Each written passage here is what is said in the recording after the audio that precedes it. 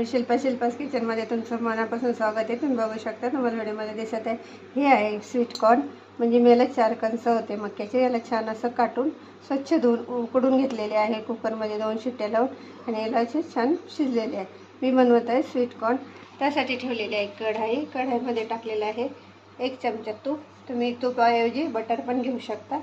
आता याला आपल्याला याच्यामध्ये चांगलं छान असं परतून काढायचं आहे। बघू शकता, तुम्ही बघू शकता।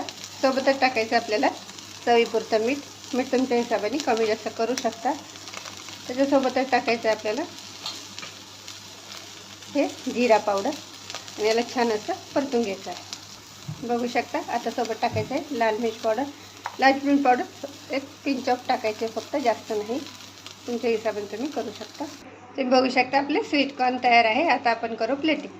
तुम्ही बघू शकता छान प्लेटीमध्ये मी घेतलेलं आहे। सोबत टाकायचं आहे आपल्याला हे काळं मीठ। काळं मीठ ऑप्शनल आहे, तुम्हाला आवडलं तर टाका, नाही टाकलं तरी चालतं। सोबत टाकायचं आहे हरी धनिया। तर तुम्हाला हे माझं स्वीट कॉर्न कसं वाटलं नक्की मला कमेंट करून सांगा। शेअर करा, सबस्क्राईबर करा शिल्पास किचन।